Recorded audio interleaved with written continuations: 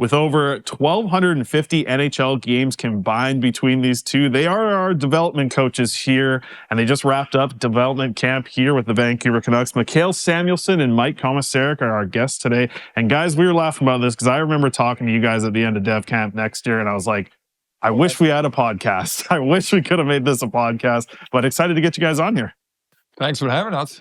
Pleasure. I'm glad it's working out. It's been good so far. What episode is this? I think you guys are going to be 22. All right. 22. So, Yeah. I mean, maybe we should bring him in here instead of you guys. No offense, but no, I wanted to kind of wrap up Dev Camp, and I know you guys take so much enjoyment in just going through this week. And Sammy, I guess we'll start with you. Just every year you get these new guys in, and let's start with that. The new crop of guys coming into the draft. Relationships are so important for both of you guys. What's it like been kind of getting a chance to know these guys and see them in person? I guess you saw them at the draft a lot. Yeah, exactly. A couple of them at least. Yeah, everybody. The draft, first of all, was a little different this year than the other years. But yeah, it's like every year now. You start to learn. We get routines on what's going to happen or what's going on with the first year draft picks coming in here. They don't know what to expect, and we try to help them. The first day here, we started up Sunday. We kept them. We had meetings and welcome presentations and stuff like that. But we kept these guys who we drafted like a day or two earlier. Kept them for 10 more minutes and just talk about what's expected from them and what they can expect from the camp and like just this environment. And yeah, so we take it from there. We like to spend a little more time so they get into the right groove right away. It's like pretty much raising a kid. Like if you let them go for 10, whatever, 12 or whatever years, it's so much harder to fix it. So now that when they come into this environment, they're gonna know, okay, this is the standards, this is how we do things, and that's our job to get them on the right track right away. Yeah, because Como, I have to imagine these guys, like, and I had a bunch of them here on the pod, it's just a whirlwind week for them. Like, how do you kind of settle them down, especially after like the big excitement of draft, all the families over? How do you kind of settle them in to get them set for this week? Yeah, I think being at the draft is a key moment, right? Like they finally put on that jersey, put on the hat, and they're exhaling. With Braden Coots this year. I mean, once he got that jersey, we didn't see him for another hour, 45 minutes. There's all these obligations, behind the scenes with interviews and headshots and all these different things going on. But in the meantime, we get to spend time with the family. So Braden had, I think 14, 15 people. He had his aunts, uncles, cousins, grandpa, mom and dad there. So we're really getting to know the people behind this player, which was great. Alexiev, he had his sister there and his Bilic, which was great.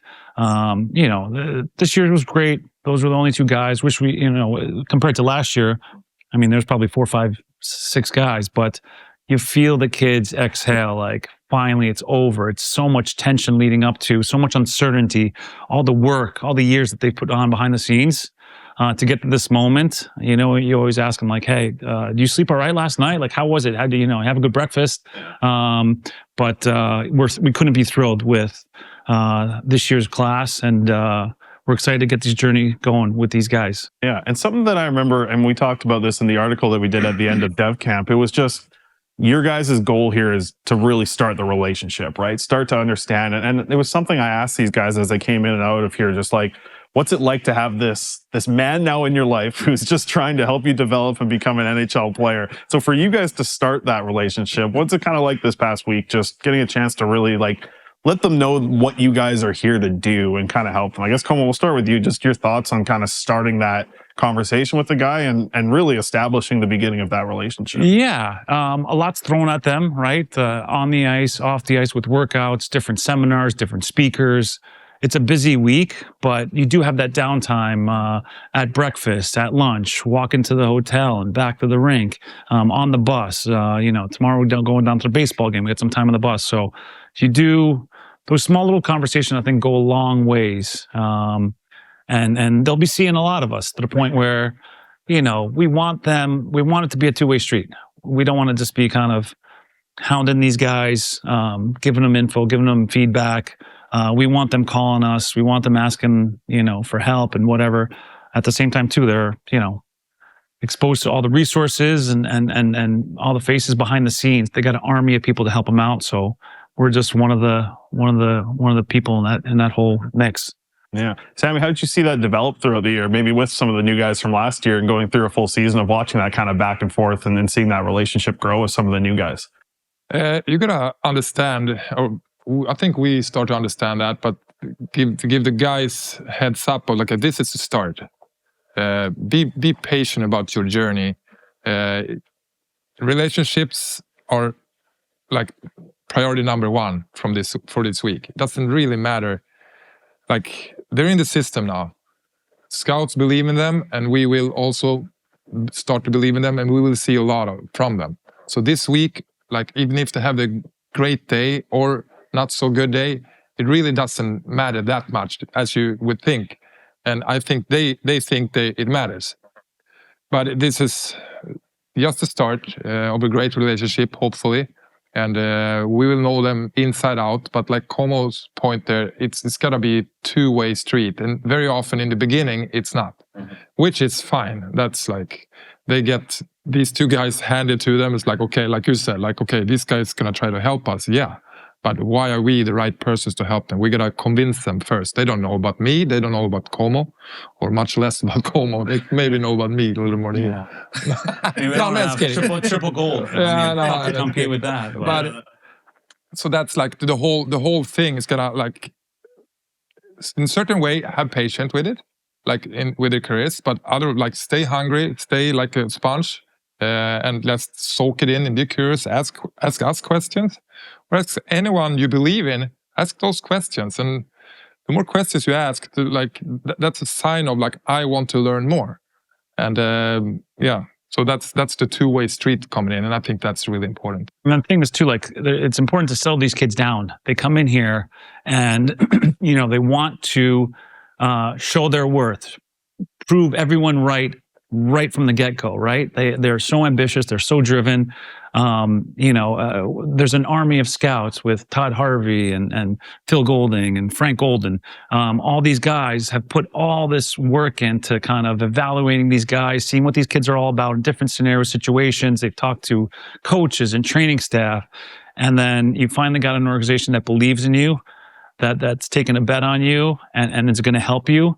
But these kids come in and they want to just right from the get-go, like, I want to show everything that I could do, where this is just a long-term kind of journey together. And this is just day one. So having them Sammy's pretty good at settling me down, but the guys as well. Yeah, well, it's interesting because, like, relationships are so important. You guys has grown. I'm sure you guys probably talk to each other way too much throughout the years. What's it been like, just kind of like both being on the same page here about what you guys are trying to do and how you guys have the same goal in mind here, but to kind of grow over the last couple of years now of you guys working together? Like, I don't know who wants to start here, but what's it been like, just like getting on the same page and working together so closely as you guys have? I will say like this: when I stopped playing, I missed my teammates. I missed obviously chasing a puck and scoring a goal too. But more of it is like, okay, just the relationship too.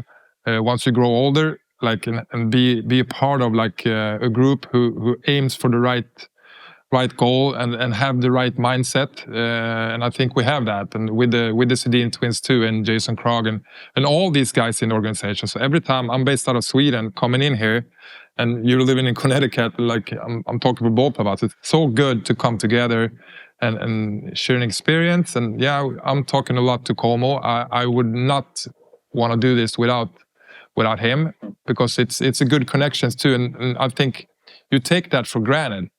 Just to, like, hey, you know what? Your job, like, you two guys, like, just prepare the younger players to come over to North America and perform. Yeah, but like, hey, like, I wanna feel good about, like, every day and on a daily basis too. So we're making sure we do that, like, and try to enjoy ourselves too. And yeah, so far so good, I would say. Yeah, Como, I wanted to ask you about this because I heard talking to Anthony Romani this year was interesting, because something that he took away from dealing with both of you guys was like how to navigate going through an injury and kind of understand. He said he learned a ton of time when he was out with that shoulder injury, and he brought up both of you guys having conversations with you. For you guys, like, that's to me, that's an interesting challenge kind of in your guys' way. And that's probably something a little bit new for you guys to deal with a player who came off of such a huge season in the OHL, then has to go through an injury. How'd you guys kind of work with him and help him understand like that, you know, this isn't the end of the world. Like this is just a kind of bump in the road. I think we have different skill set, different personalities, and it's okay if one guy kind of gravitates towards one player, right? Yeah. We're both on group text with these guys.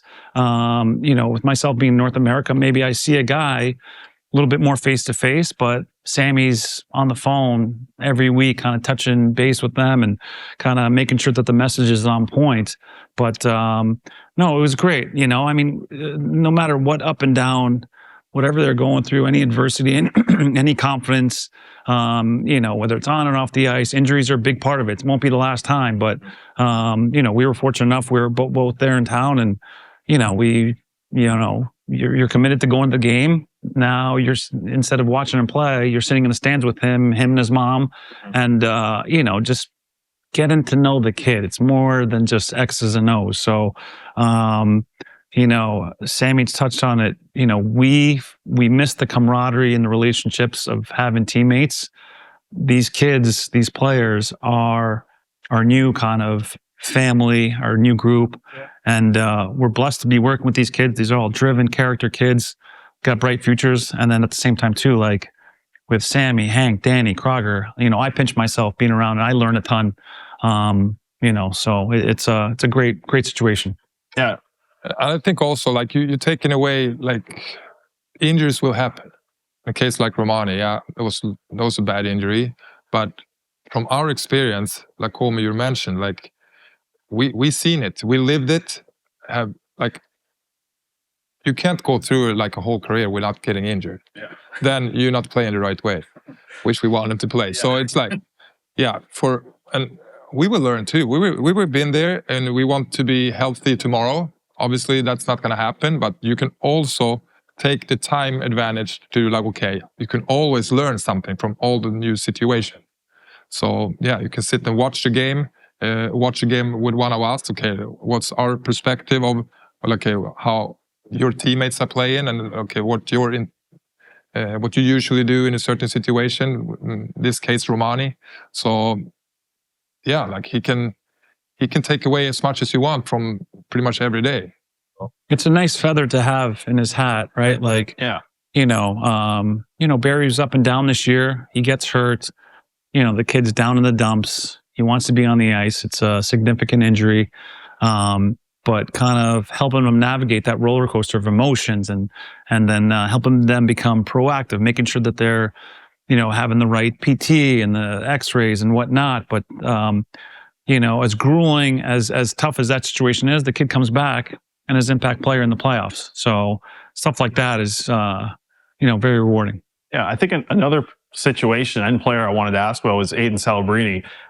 He obviously gets to the Frozen Four finals and loses. I'm curious what you guys do at that point with a guy like, that's a heartbreaking loss for him and a team that worked so hard together. Do you guys talk with them at all at that point? Is that something you want to reach out to him and kind of be there to chat, or what is it like, I guess, in a situation like that? Yeah, I think you leave them alone for a little bit. Like you got to know your moments when it's the right time to talk to them. Like right after the game, usually not the best time to try to educate players. Like you got to wait a couple of days with that. But you can also turn it around. Look, yes, it was a devastating loss, but like you're still there. You knock it on your door to win a championship. And when you do that, like you're doing the right stuff usually just to get there. The right stuff doesn't guarantee you a championship, but sooner or later the odds will increase that you will. So you can turn that mental side around too. Like you're there, you're competing for like in this great environment, which not a whole lot of teams will do. So you're on a daily basis, you're working out with practicing with one of the better teams in your league in that point. So with that being said, like, okay, then you can see it from that perspective, and that's more convenient, I think. So what's like the most important thing about you guys communicating to someone like Patrick or Cammy? Like, what are some things that you're trying to give them like weekly updates on with players? Yeah, I mean, we'll sit down. We'll have weekly Zooms, update on pretty much all our prospects, where they stand, how they're doing, and every situation is different. They're all at a different point in the development curve throughout their season, with the confidence, with the team play, with their individual play, and then we'll just dissect. Like, I certainly don't have all the answers. Sammy, might have some, might not.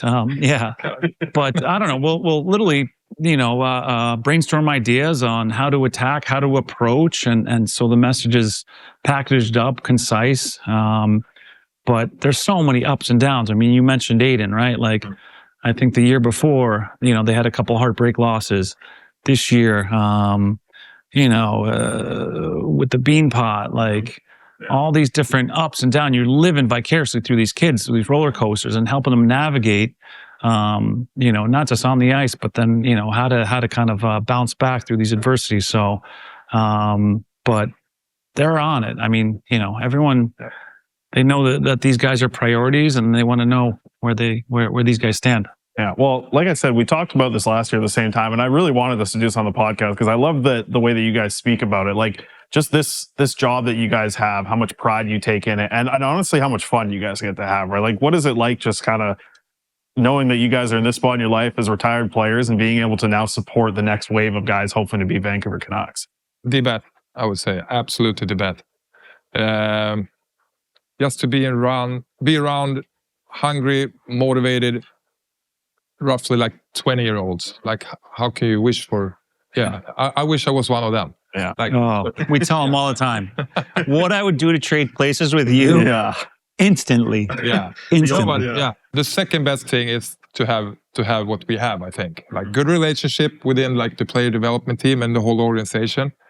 And also, like, okay, try to help these guys. And at the same time, don't take yourself too seriously. I'm talking about us now, because you gotta have the most respect for it. It's a lot of voices in their lives, and we should know that. So they have like I don't have to mention, but they're in a situation with the team. So for us to come in there on a weekly basis, it's not good. Yeah. Every time, like you should back up, but you gotta see like what's this individual, what does he need, when does he need it. That's also like not easy at all times. So you want to be in there, you want to do a good job all the time, but a good job can also be backing up. And you can be in there a couple, 3 times, like for 1 week, and you need to back up and say like, okay, you're on your own now. Like, let's see how you handle this. So like give them freedom too. So it's like, but come back to your question. Like I love what I'm doing. Yeah. It's not. We do have a lot of fun together. When I retired, went back to school, trying to figure out what's the next path. I had a professor at Michigan that said, do something and be around people that energize you. And I can't tell you how much fun it is to be around our group, and then even more so our players. Like, sure, we have a lot of fun. It's a lot of work. We're, grinding, we're on the road and whatnot. We're every weekend. But at the same time, when you do come to a week like this, it flies by with a blink of an eye. We're back here in September with the rookie camp and main camp. 3-4 weeks away from your family. You're on that flight. Next thing you know, you're on the way back. You're like, where did that time go? And the same thing goes with these visits, right? You go see a kid Friday, Saturday, home and home or whatever. So it's great being around the guys. So it's I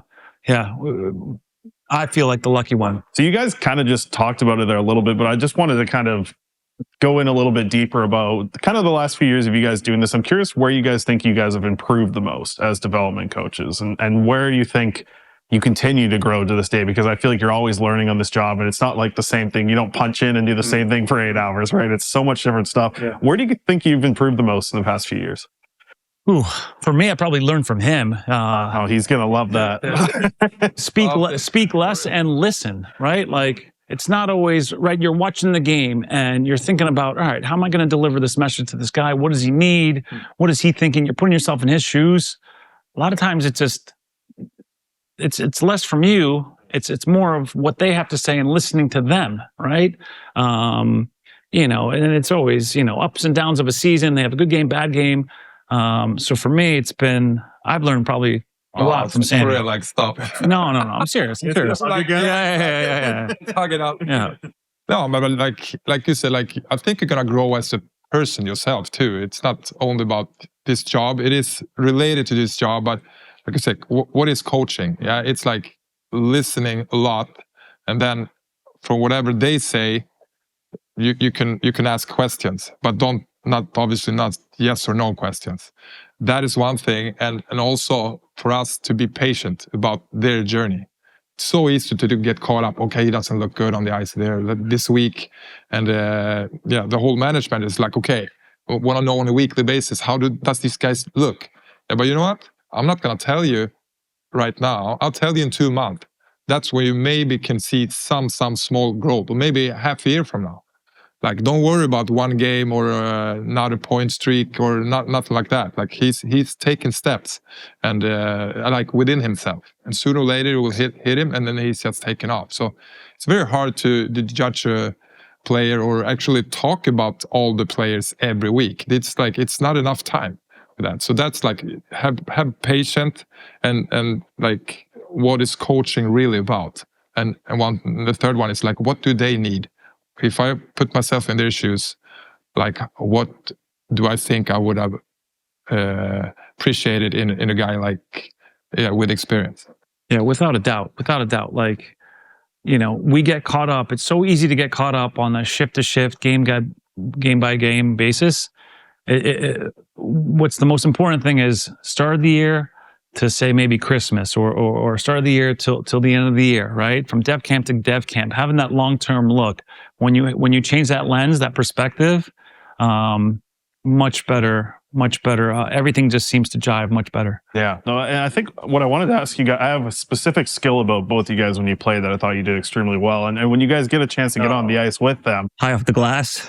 High off the glass. No, for you, Como, like, your positioning, and I've heard some of the defensemen talk about this, like positioning with not only your stick, but your body as well in corners. So I'm curious, like, how do you kind of give them that skill a little bit? Like, do you get a chance to get on the ice, and especially at dev camp, like something like this? Yeah. I know I see you guys in corners talking to guys. You guys are both talking about the same thing. It's body positioning and being good with your stick. So I think what's interesting to watch, how does that kind of go throughout a season? Are there times where you want to be able to like really tell someone during there, because you mentioned like the long-term goals of things, but there probably has to be little times where you do have to insert something during that time. I think it's understanding what they're getting from some of these guys have their own kind of development coaches through the agent. They have their team, the coaches, whether at school and juniors. And I think we're just trying to fill in the gaps, right? We don't want to overwhelm these guys with too much info, breathing down their necks. So it's just like little water drops of, like you said, whether it's stick position, whether it's gaps, whether it's, net front battles, puck touches, right? Like, and I think it doesn't change week to week. It's not game to game, like I said before. It's through the course of a season, like, what markers, what can we kind of keep an eye on and see. It's not going to be a snap of the fingers and all of a sudden this kid's going to have, no one's going to be able to enter the zone off the rush, right? So it takes time, it takes patience, like Sammy said. These kids are going to make mistakes, they're going to fail, and we take it from there. I think that's my thought of just Sammy, you being on the ice and getting a chance to really do it at development camp. How much do you try and just like initially give information at that point to guys and just let the kind of like simmer with them for a little bit? Because you don't need to like, hey, you have to do it this way from now on moving forward. I feel like you're kind of just giving them something to understand. Exactly. I give them some tools, or this is my mindset, like, okay, this is an option in this situation. Then it's obviously read and react in all the games. So that's how you can do it at the development camp. If they walk away from this week with 3 new things they learned, it's great. But it's also what we talked about before, about the relationship. That's one thing. And also, like, where are they in their careers? Do they need to, like, okay, you need to start to play the right way. And the right way is like, okay, always on the right side. You go block shots and winning battles. That's one stage. That's the number one first thing. That's what we have in common. But once that should be, you can't only play the right way all the time. Yeah. You have to you have to switch momentum. Like who's a game changer here? Like who can, like I'm taking Lekkerimäki, for example. Yes, he needs to play the right way. He needs to learn a couple more things before, but he has things that not a whole lot of guys have so far. But if he starts on that end with try to score goals in every shift, he's not helping the team, in my mind at least. So we're working on that. So it's like, and with another guy, I'm working with something else. But that's how you build a relationship, and that's why you build a relationship. Like, where are these guys? What are they thinking about? And what do they think is important? Like, out of that, it's like, okay, now we can start to work with them, give them feedback. I can't make like a grinder, a goal scorer, or vice versa. Shouldn't. Yeah. So it varies so much. Yeah. I do want to ask about a couple of defensemen who are going to be making quite a big jump in Sawyer Mo and Tom Vander, both going from, Sawyer was playing in the WHL and Tom was playing in the NCAA. They're going pro. So at this point, are you just like, see you later? Or like, how do you guys kind of go about this operation here of them going pro? It all depends on the kid. Like when Lecky, left Sweden, came over to North America, and now it's Abbotsford, goes through a tough patch. He's reaching out to Sammy, right? Both of those guys, Sawyer was around with the Abbey run. He got a taste. He was practicing with the team. So he got that kind of, understanding of what that day-to-day is like. So he should be very well acclimated. He's been to a couple main camps already. Tom, super detail-oriented, super driven, loves kind of the intricacies, the details of the game, had a great year at BU. We're expecting much of the same when he comes to camp. We'd love to have him here, but he's going to be just fine when he's here in September. So, you're passing him off to the guys up here, to Manny, to Smitty, to Footy now. But you always want to kind of keep that relationship. And, we do come down here once in a while, come here in January and then a few times during the year. It's always great to check in with those guys. But, we're following them. They know that we're following them. And then, like we said, we're not hounding them, but it always feels pretty good when they're reaching out to you. Yeah, I think another example of that, or Vilmer's going to be in the same spot, right, of going to the AHL. How is something that you kind of chatted with him about just to kind of prepare him for this? And I mean, it's the biggest jump, right? Like I've heard hockey guys talk about this for years. That jump from junior to pro there's nothing more difficult to make. So how have you prepared him, I guess, for it? Because his body's ready for it. Like his body's ready. Yeah, I don't know if his mind is ready for it. Let's see. That's only him can say that. But yeah, it's different tasks with everyone. He has it's only himself. He knows if he's ready or not. Whatever we say, he needs to experience things too. That goes for everyone. That goes for saying, like, we're talking about Lecky now. Okay, is this a good thing? Went down to the HL, struggled a little bit there, but like came in as a game changer. I think everything is good. It depends what you're doing from it, or what do you make the most out of that. So experience, we can't teach experience. Experience has to be like, self-made or whatever. They have to live through it, right? Yeah. It's one thing, I got 4 kids, the old saying of, don't touch the stove, it's hot. They have to kind of feel it, go through it, and then pick themselves up, and we're always there. So what was your guys' point of view of Abbotsford winning the Calder Cup? Like, what were your thoughts about some of the players you guys have worked with? Like, what were you guys thinking watching them go on that run? I'm not surprised. I'm not surprised because of this. Like, the character through the whole year was the right thing. It's so easy to compare them to Florida Panthers, like more skills, less skills. But what both teams seem to have, now I know Abby much more, but they don't give up. They don't take a no for an answer. And that was not made only in the playoffs. That was like going on like through the whole year. And also, they gave themselves a chance to win. And they went the whole way. That's like wonderful. Like, what an experience. What a thing for this whole organization, that showing this group is so tight. And now they're coming out here on top. That's like perfect scenario to take with us for us. Like, look what this does to be part of a winning team. you see these young guys coming in, whether a draft pick or they've been to 2 or 3 camps and then it's their first year pro. It was nice to watch the journey. We got little bits and pieces when we visited, but we were constantly watching from afar, the culture that Manny and his staff created, the leadership. Chase Waters, like, he's been in the organization ever since we got here. One of the most impressive kids. One year he spoke at Dev Camp to our young prospects, right? So it's like, not surprising at all, but to see how that group came together, played for each other, the emotion, the passion, the energy, the grit was tremendous. Like, those guys are in their little bubble when they're competing. You kind of stay out of it a little bit. They got their group, they got their coaches, but it's a great, well-earned, well-deserved. Those guys, gave it all, and got rewarded for it. So, that winning culture, when those young guys come to camp in September, they're champions. It rubs off on whether it's a prospect, the older guys. They inject a new batch of energy and passion, and I think that's really valuable. Yeah. A couple more questions before we wrap up. I wanted to get kind of an answer from both of you guys on this. Like, as you go through development camp and go through the week, I'm wondering, is there one thing that prospects do that impresses you every single time you see it? Is there anything that sticks out when I say that about a guy that you see at camp here, whether it's, working in the corners or asking questions or anything? Like, what is it that sticks out to you guys that kind of impresses you from a young guy at this camp? I would say, like, they're shy. Day 1, they're shy. Day 2, start to open up a little more. So every day, this 4 or 5 day camp, on the last day, like, you wish you had them for another week. Yeah. And I think they feel the same thing. They get into the groove.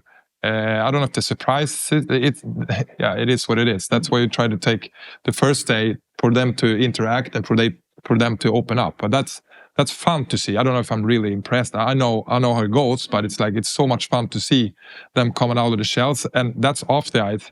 And what that does to, like, for them to be on the ice, they're coming down 2-on-1, they hold on to the puck. They're a shooter instead of just like give the puck away. So that, like, it's more confident when you carry yourself, or how you carry yourself outside.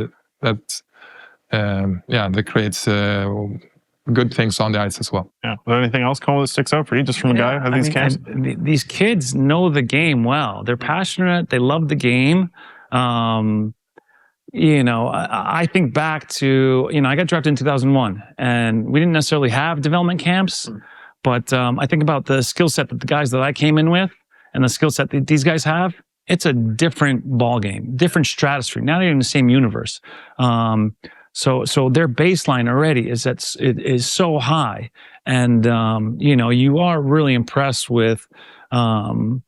Obviously some kids a little bit more attentive to the little details and nuances, but just the eagerness to kind of to grow and to ask questions, to get better. I mean, that's what really separates. Our sports performance person, Alex Hodges, had a great presentation. We talked about being capable and being willing. What are you capable of, but what are you really willing to do? And a lot of these kids, it was a great presentation for these guys to see, but at the same time too, like, these kids are willing to do what it takes to get to the next level. So I think what I wanted to wrap up with was just, like, with training camp just around the corner, not far away, there's a lot of these guys who play in the CHL who get an opportunity to go experience an NHL training camp. And when I talk to them after that, it's like, I mean, listen, Dev Camp's great, we love it, but these guys, they go to training camp and they're like, wow, this is what NHLers look like on the ice. I'm taking passages with them. How much do you think these young guys have to gain out of training camp, just getting an opportunity to be there? Oh, that's experience right there. That's what we talked about 10 minutes ago. A ton, if they want to. Mm-hmm. And most of them who's here, they definitely want to. So, yeah, whatever anybody says, coaches, dads, player development guys, doesn't matter. Like, you can't compare that to the experience themselves. So it's like, just get out there and play with better players, mm-hmm. and see how they carry themselves. That's like, yes, it does wonders. Yeah. Are they, like, attached to you guys at training camp? Are they trying to get some help from you guys or what? I mean, so they're just, sometimes they're deer in headlights. Yeah, sometimes they're just like a kid in a candy store. But, I think all these guys have shown and throughout the year glimpses of what they're capable, what their peak game performance looks like. When you come to camp, you realize how hard every single day, the preparation, the execution, how, like what they're doing to their mind, to their body, on and off the ice, and then how hard the practices are. And then you go home, you go to sleep, you eat, you wake up, and you have to do it all over again. You prove it, proving it every single day. To do it for a week, a month, anyone could kind of do it. I mean, throw us in there. Maybe I could give you a good week. But outside of that, maybe 3 or 4 days. But, the consistency, like we had Tyler Myers yesterday come in and talk about leadership and his path and how much he's grown. And as a young player, I think that's the most important thing that these guys see, how detailed the attention, the effort that they're putting in every day is just through the roof. So it's great to them it's one thing for us to tell them, but when they see that, they're like, holy Quinn Hughes, what he's doing before practice, knowing the drills, one of the first guys in line, like going out there early, taking care of his body. Like there's nothing that we could do or say that it kind of mimic that. Yeah. Well, Sammy, Coma, it's been great getting you on here. I knew we were going to have a good podcast. Yeah. I said last year, I wish I had the mic in front of us. Yeah. It was great to have this conversation, chat a little bit about development, and kind of put a wrap on development camp. So thanks so much for joining me, guys. Appreciate having you, buddy.